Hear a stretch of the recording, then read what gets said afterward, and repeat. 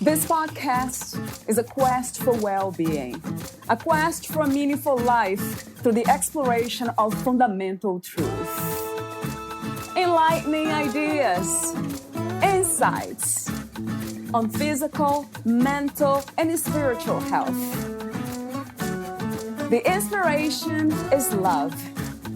The aspiration is to awaken new ways of thinking that can lead us to a new way of being well. Welcome to Body, Mind, and Soul Healing Conversations.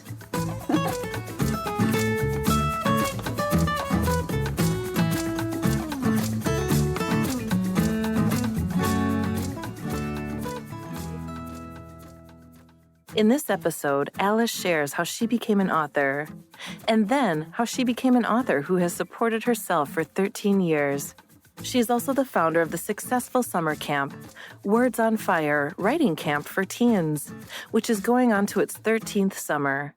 Alice gives advice for creatives on how to support themselves as they create their art, a consistent income, and setting and sticking to a trajectory with their careers. Valeria interviews Alice B. McGinty. She is the author of The Sea Knows, Feasts and Festivals Around the World, from Lunar New Year to Christmas, A Synagogue Just Like Home, Bathe the Cat, Gandhi, A March to the Sea, and many other titles. Alice B. McGinty delights in igniting imaginations. As the award-winning author of over 50 children's books, she makes fiction and nonfiction accessible, engaging, and fun. Her books include 2022 JLG Selection and Chicago and New York Public Library's Best Book of 2022, Bathe the Cat, 2021 ALA Notable Book, JLG Selection, and Norman A. Sugarman Honor Book. The Water Lady, How Darlene Arvizo Helps a Thirsty Navajo Nation, and 2019 JLG Selection, The Girl Who Named Pluto, The Story of Venetia Burney. Alice is a regional advisor emerita of the Illinois chapter of the Society of Children's Book Writers and Illustrators, a presenter, writing coach, and tutor, book reviewer, freelance writer, mom, and last but not least, a traveler. Meet Alice at alicebmcginty.com, newsfromthehappyside.com, and wordsonfirecamp.wordpress.com. Here's the interview with Alice B. McGinty.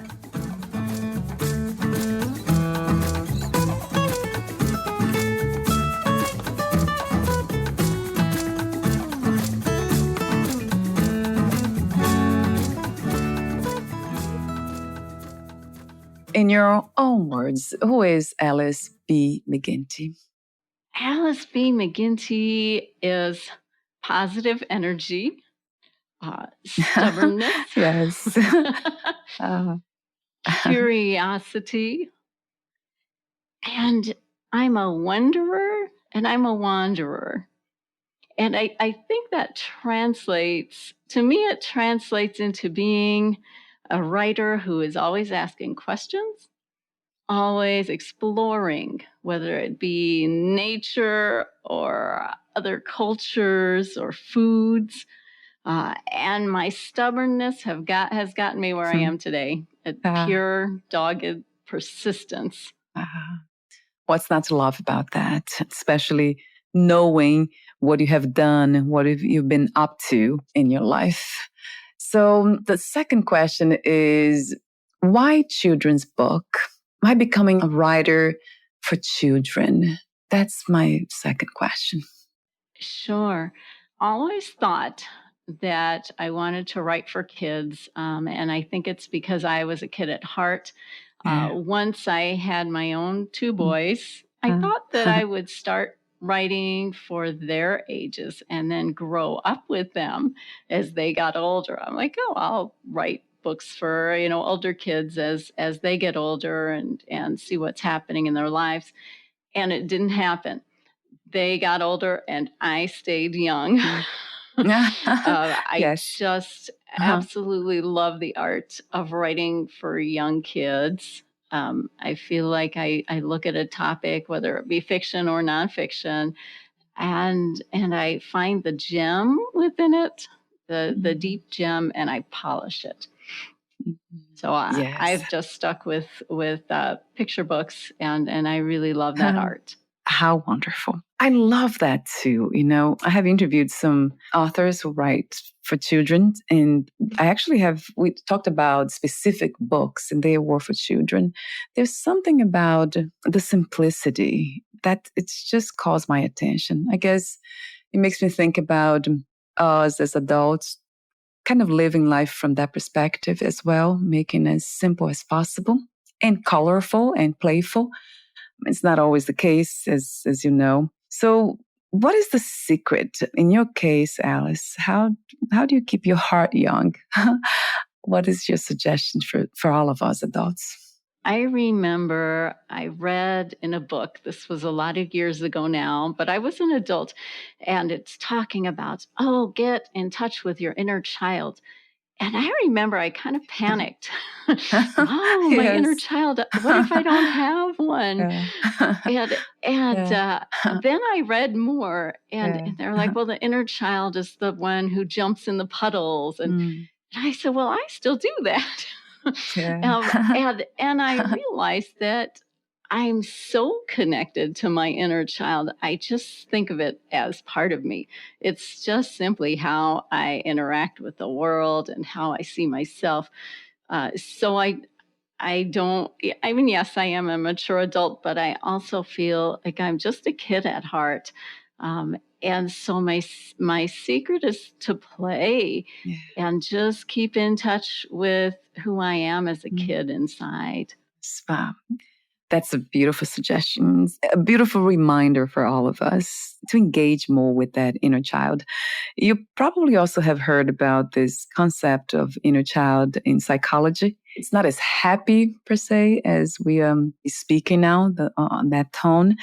It's more getting into the depth of that person that we used to be when we were children and we lost contact with because of trauma or because of suffering. So, and a lot of times the inner child is hurt, so it's actually causing problems more than joy. So I love the way you said that, you use that term, but in a completely different way that I have heard for so many therapists and psychologists that I interview here. That's refreshing, that the inner child doesn't have to be always that part of us that's hurt or immature. It can be that happy, curious, exploring, just feeling wonder in the world around us. Yes. As if it's new, like a child sees it. Yes. And, it sounds very spiritual to me as well. I don't know if you have heard about some spiritual philosophies. They do talk about that, returning to innocence, to the childlike mentality, way of being. And that's a spiritual concept. Do you have any spiritual practices or views of yourself or life? I think I'm a very spiritual person. And my spirituality comes from a connection to nature. I go outside almost every day. And I have, it's so important for me to feel that connection to the world around me. If I don't, then I lose myself because I feel I'm part of that natural world.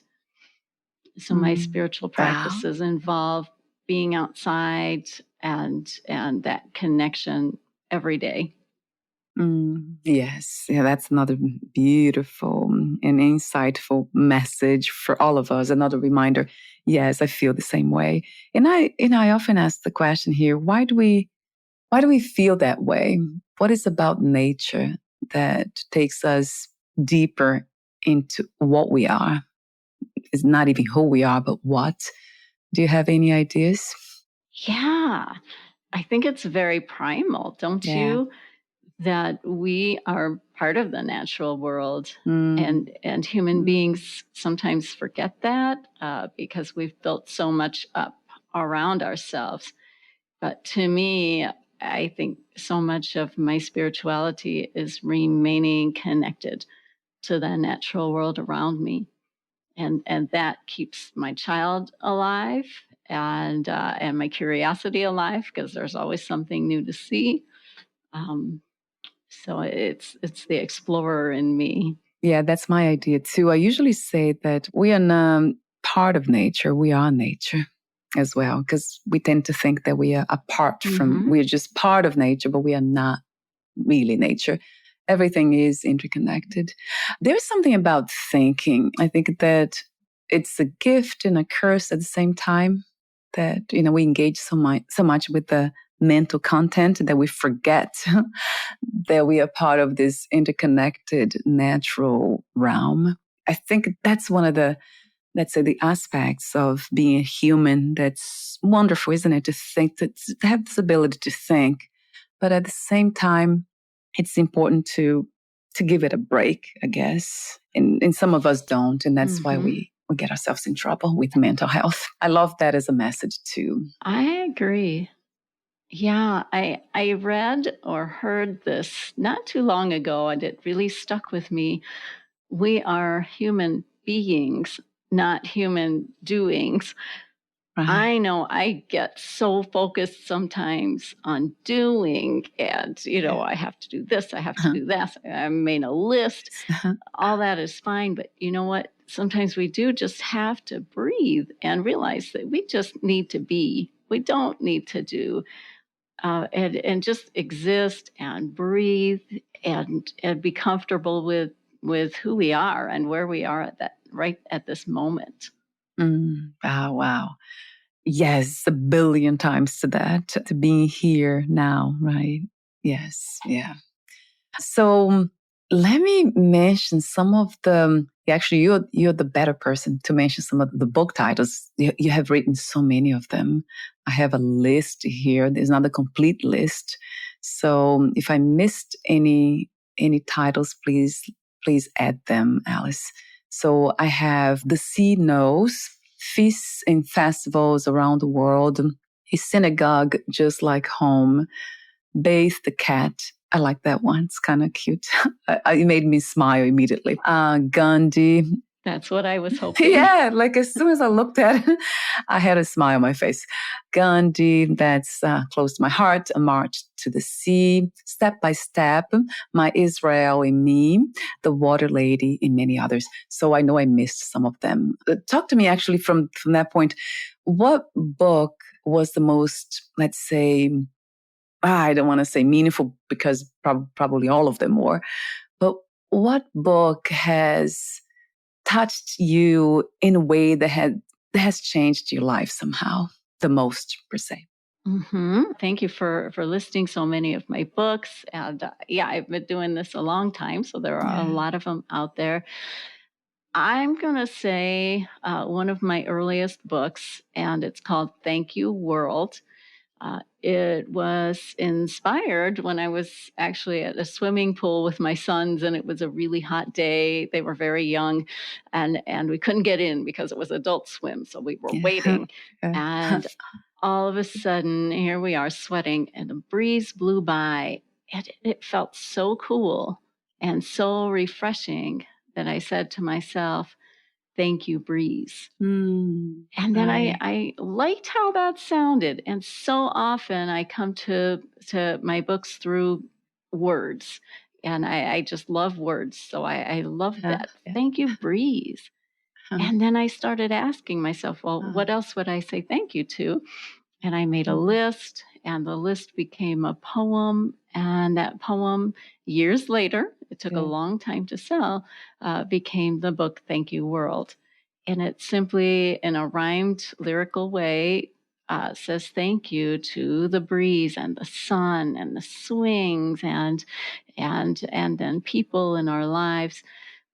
And to me, it really gets deep down to the heart of my spirituality and who I am as a person, and that connection that I feel to the natural world. Yes. Wow, how beautiful. Yes, I think I didn't see that title. I apologize. So gratitude, right, Alice? Okay. That's a big one. Mm-hmm. It's an important practice for children. That would change everything too. If we can start early, being grateful for everything, the smallest things, as you said, the breeze, to breathe, to be here now. Yeah, there's something about the concept, this presence, that it's the idea of being in the moment, being so connected to what is happening now, that this feeling of gratitude arises, and joy too. There's something about joy, gratitude, this feeling of belonging and the sense of purpose when we are connected to the present moment. Of course, all the aspects of it, they come into play, body, mind, and spirit. So gratitude is definitely one of those aspects. That's wonderful.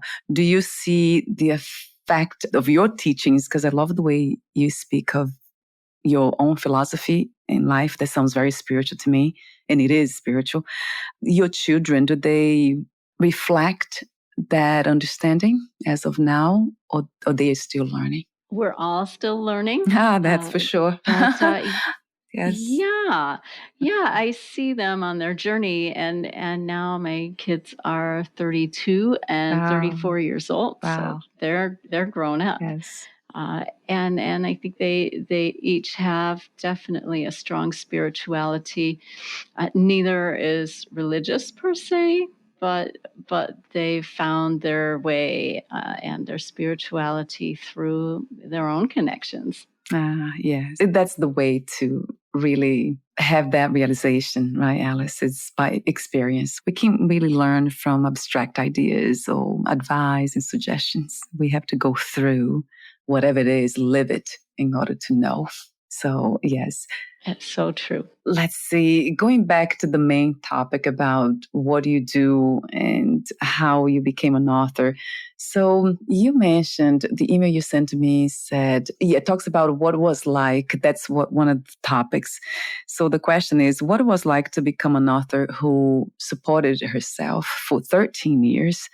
That was after divorce, sadly. So talk to me about that journey and what can you share that can inspire us to somehow listen and take similar steps, per se.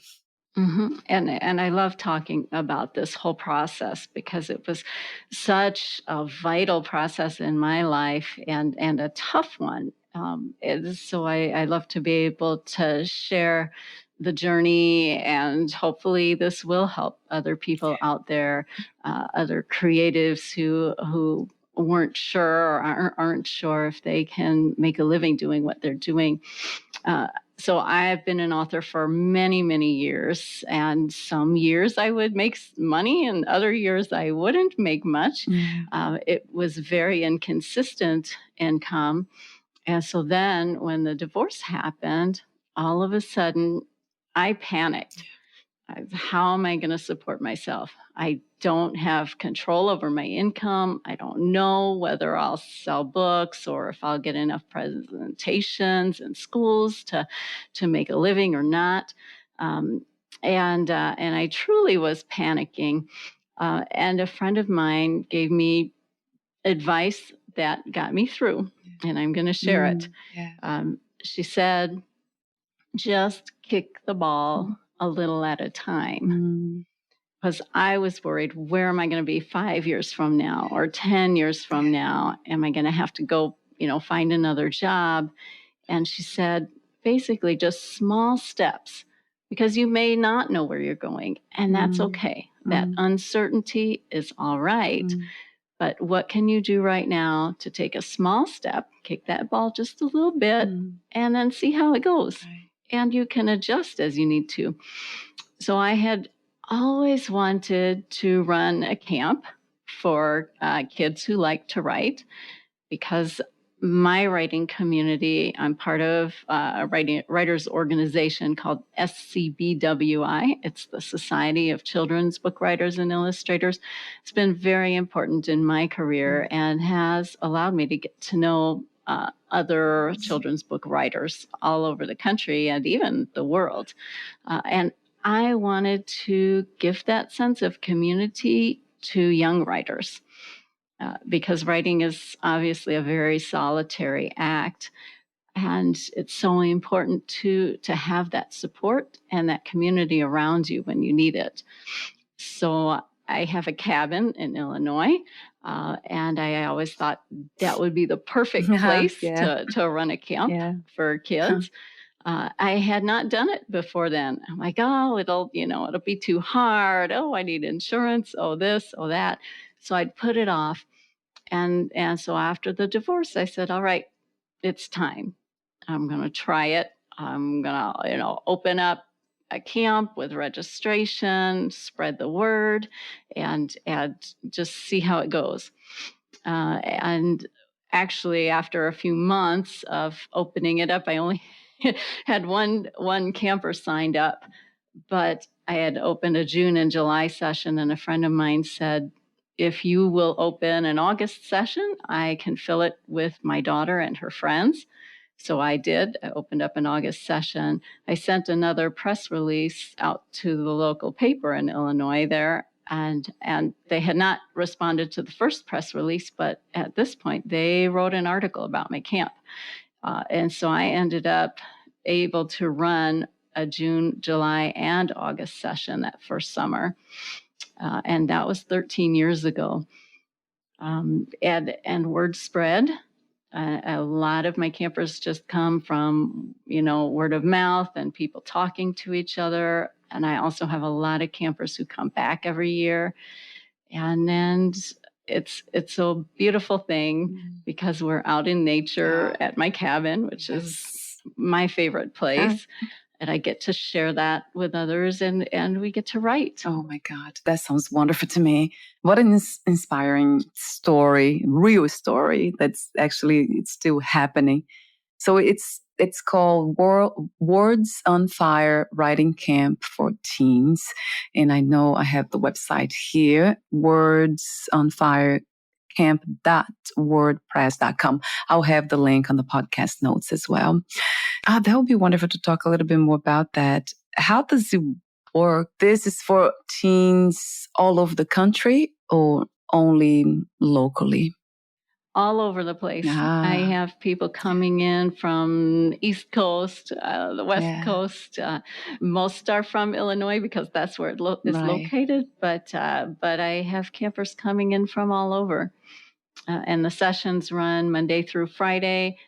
Most of my campers are overnighters. So, they spend the whole time there. I have a few that come and go as day campers. But most do the overnight experience. Right. That sounds wonderful to me. That's beautiful. See, for some of us who are wondering what to do, how to make what we love professional, and it's not really a career per se. You could call that, but I don't know. I feel like it's really a way of connecting with ourselves and others in a meaningful way. That's how I have always seen this idea of profession. It was never really something separate from myself for who I am. And when I tried, it didn't work. When I tried to do something professionally that was not in alignment with my own heart, it didn't work. I mean, it worked for perhaps financially was good, but not in terms of happiness and fulfillment and satisfaction. I was not happy. When we can follow our passion and earn money as we do it, isn't that the most wonderful thing? Yes. And especially if we can help others as we do that. Right, Alice. Yes, that's it. And I wonder why some people don't get to have this experience. There's some suggestions. What do you feel could help us align the all parts of ourselves in our lives? What are some suggestions when it comes to that? Sure. How can we align who we truly are inside with what we do for a living? Yes. Yes. Right. And that's what worried me so much is, could I do that? Could I take who I was and my passions and actually make a living doing that. I wasn't sure if I would be able to or not, because the writing, like I say, sometimes it brings in income and sometimes it doesn't. And so what I did was, I knew I wanted to run the camp. I knew I loved to write. I knew I loved working with children. And so I set a trajectory and a goal. This is what I want to do. Financially, because we have to think finances. And I realize now that I am a business person, whether I like that or not, it's simply a reality. Another writer had told me, set a goal financially, write it down. How much do you want to try to make every year? Where is it going to come from? Get it in your head and put it out there into the universe. And as creatives, we tend not to think about the money part of things. However, it's an important part of the business. And that worked for me. I set a goal, I wrote it down, and I tried to, as I followed my passions, just had that in the very back of my mind, that it was part of the plan to earn this money as I followed my passions. I also worked on thinking about what I call the bread and butter, because I think in a lot of creative arts, in a lot of the creative arts, we have no idea about the predictability of our income, and whether we make a piece and whether it will sell or not. And I started thinking in terms of what are some things, such as my camp, that I can count on as my bread and butter income, that are part of the trajectory and are close to what is, part of my heart and what I want to do, but is going to be a little bit more predictable for me as far as the money that I'll be able to bring in. And that became my camp. And then from that, it led to tutoring students in writing, which I also love to do. And I've done some freelance writing as well. Those were a little bit more predictable sources of income. And I always made sure that I had time for my own work too, and my own writing as I did these other things. But those things allowed me to move ahead in my career as a writer. Wow. So there are many, many steps per se. They're not really linear, right, Alice? I love how you talked about being connected to other people and listening to them, like the person who gave you the advice about kicking the ball just a little bit. One, that was cute. And it's true, like a baby step, just one step at a time, not thinking about the big picture. Although you did think about the big picture financially as well. How much do I want to make a year? So those are specific questions. And then it's almost like the dance between being open to what could happen, but have an idea of what I want to happen. So, but at the same time, not holding on too tightly to anything that we are planning to do. That has been my dance when it comes to being creative. I have written books and I do all this, but I do a lot of things, but it's very playful, actually. I love being playful in a sense of just creating things that come to me. They just, the inspiration comes, and then instead of doubting, I just make it happen just to see what happens with it. I just bring it to life, and then I see, and I'm just open to whatever happens one way or another. That has worked for me.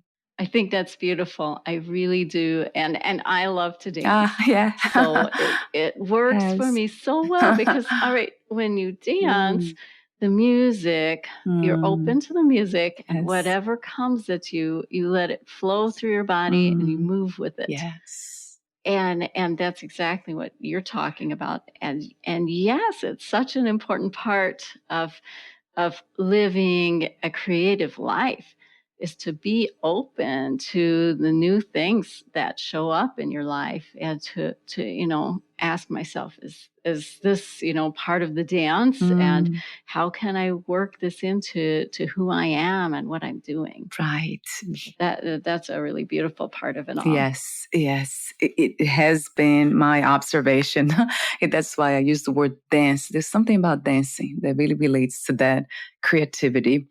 And interestingly enough, is creativity. You probably heard about this, that, the creator, people talk about God being the creator or some sort of higher intelligence.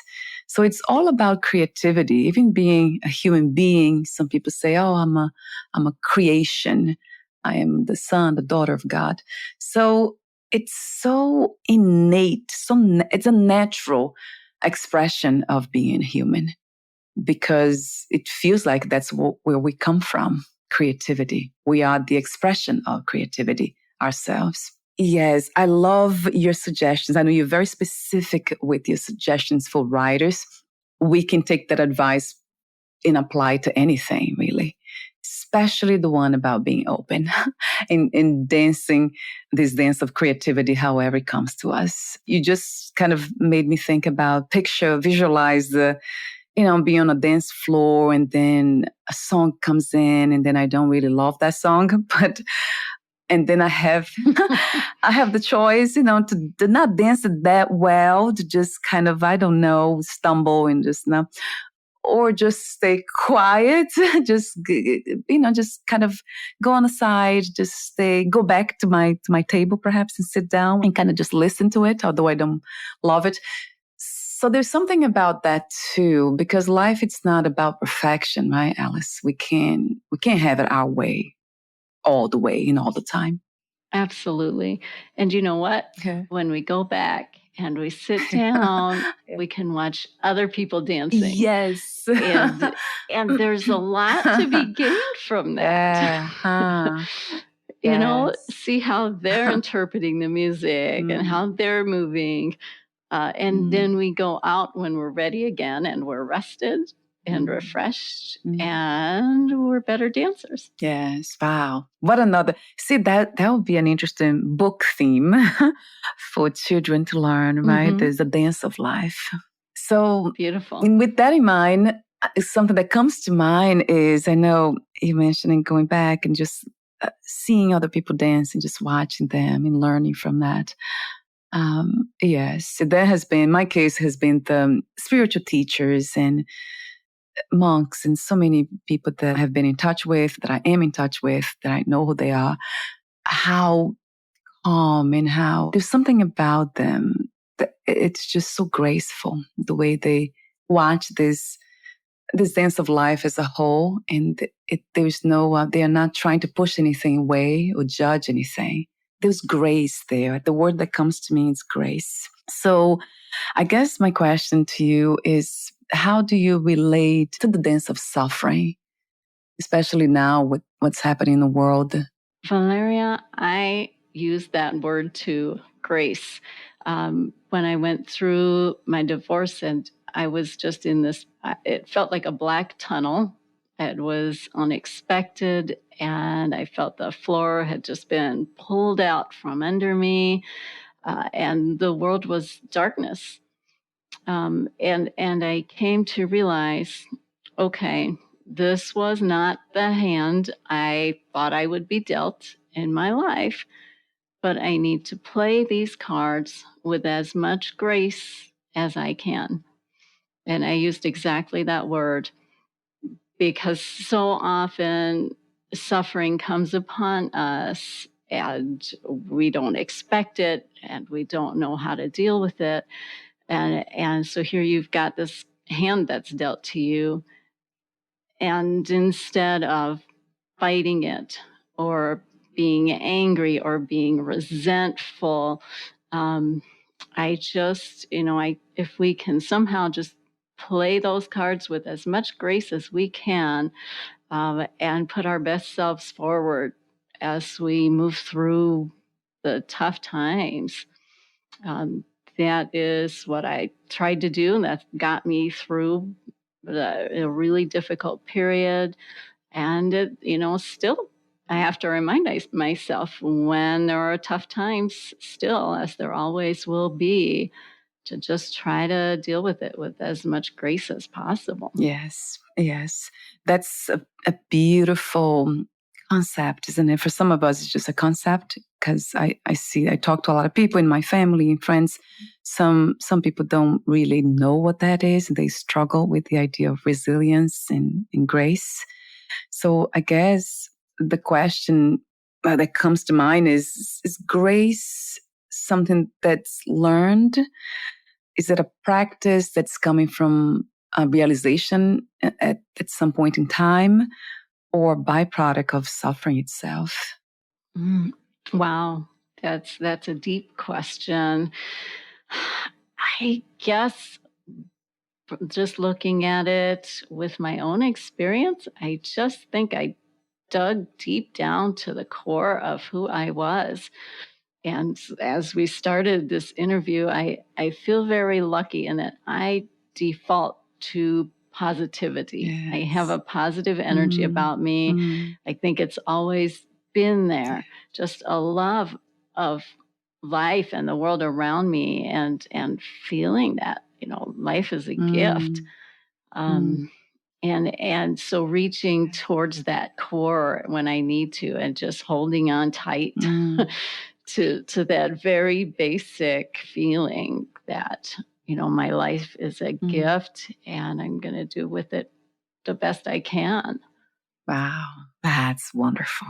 That's truly beautiful to have that core realization. It's a realization. At some point it was for you, but that the realization that was already there, that center, it's there. Center without a center, it's always there. There's something about that I have seen with spiritual teachers more often than other people, that it's so empowering too. It's almost like leaving home and then going into a forest and then as an adventure, and then getting lost and then remembering how to go back home. Oh, I know the way back. So, but from the feeling of being lost, kind of the remembering, there's something about that. What you just said kind of comes to me as a picture, almost as an image of being lost, but remembering the way back, the way home. And with that in mind, I want to, right. That's just wonderful for us to, all of us kind of reflect more upon that idea of core. What is there that I can always return to, that I can always count on, that I can always feel safe at? Not something outside, but inside of us. And I love how you talked about the things that you knew that you were good at it, and also your gratitude for life itself, the gift that this is, which we call life. That is profound as it gets, really. So thank you so much for being you, Alice. It's beautiful. Thank you. And I so agree that, we need to take comfort from the people around us, and inspiration from those who have gone through similar things. And I definitely did that. But like you said, in the end, our own core is where we need to find our greatest strength, reaching within and realizing that we are strong enough and we have all the resources we need within ourselves to deal with whatever we must deal with. Yes. And we really do. And that's one of the reasons why I host this podcast. I feel that's so needed. And I wish that everyone could listen to these conversations, at least part of it. And my team, they do extract some of the messages, and we put out there just the most powerful, direct messages on finding that core, so we can get more people to at least reflect upon these things. It's not something that we get to understand or live, let's say, overnight. It doesn't really happen. In my case, it was not overnight. And for so many people that I talked to, it has been an interest in dance again. So we are always kind of having the opportunity to return to it, that practice of returning to something that we know that's true, that's true to us. Also, with that in mind, I mentioned off record, I love the website, another website you have. So I have 3 websites here that I'll have on the podcast notes. LSBMcGinty.com. And then I have the Words on Fire camp.wordpress.com. And then the other one is news from the happyside.com. That just put a smile on my face again. It's just so inspiring to have a website like that. News from the happyside.com. So talk to me about this website and what was the inspiration for it? Sure. So my partner, Alan, and we've been together for about 8 years now, wrote a book together, inspired in Jamaica, as we were wandering the beach and looking out at the ocean and realizing, well, there's so much out there that we don't know, I said. And he said, but the sea knows. And that got us started on the book. So we write this book, it's published, and now we needed a presence together. And we decided to go bigger than just like Alice and Alan write or just writers. And we're really playing off of the sense of wonder that we both feel. And as we look at the natural world, and so Alan came up actually with the name News from the Happy Side. Well, the book came out right around the time that the pandemic was beginning. And we just asked ourselves, what could we do to put out happiness in the world? Because the world really seemed to need it then more than ever. And so we got the website up, and then we began these newsletters, just free newsletters to spread happiness and also examine happiness for ourselves. And I don't, we're at like about 57, I think, or something. We've done that many newsletters now. And we keep thinking we'll run out of ideas, but we don't. So it's helped us to get in touch with our inner joy. And I hope it helps others out there as well. Yes, absolutely. It has helped to put a smile on my face just by looking at the name, the energy behind that. And then the website's beautiful too, really beautiful. You both are doing beautiful work in our reality. So we're almost at the end. I do have, now you inspired me to ask that question, that open question about happiness. What is your idea of happiness, Alice? What is happiness to you? It is a deep down feeling of loving the world, I think, around me. To me, that I think everyone feels happiness in a very unique way. Yeah. That's how I feel it. Wow. It goes back to that sense of gratitude again. I mean, that's what it feels to me. You're so connected with the love for life. That's how I see it, because life loves life. And the more we see ourselves as life itself and not separate from any aspect of life, the more we get to live what that is like, what it's like to love life as life itself. So I'm getting that message from you, which is a very deep one. Thank you so much. I agree. Wow. Thank you for putting it in words. That's wonderful. So we're almost at the end. So I'll have all those links on the podcast notes. I want to thank you again for your presence and Alan's presence in our reality, for listening to your heart and for living this life as a magical, amazing, beautiful experience. So beautiful happening, even.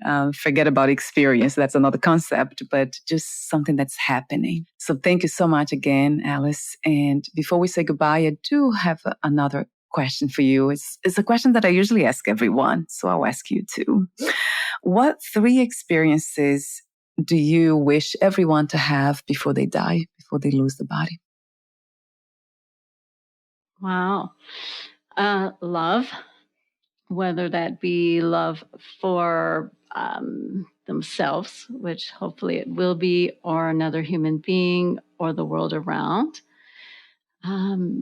Creativity, to take something that wasn't there at all, and through who you are, to be able to create something new to bring to the world. And I guess last would be adventure. Yeah.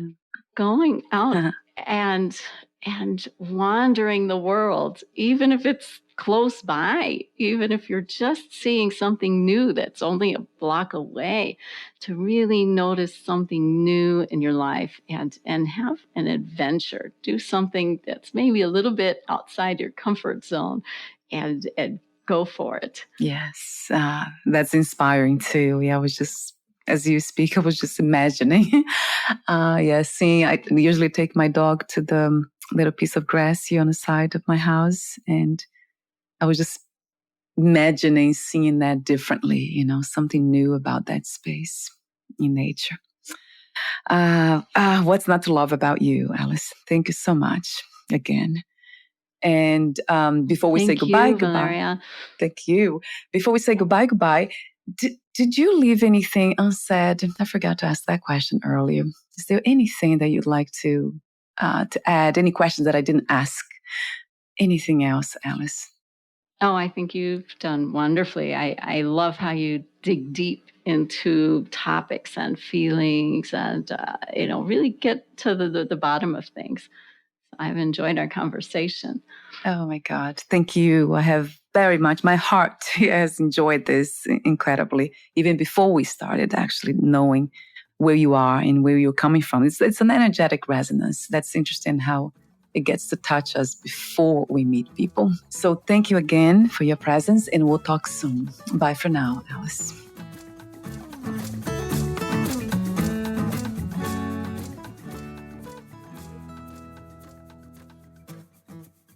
Thank you for listening. To learn more about Alice B. McGinty and her work, please visit alicebmcginty.com, newsfromthehappyside.com, and wordsonfirecamp.wordpress.com.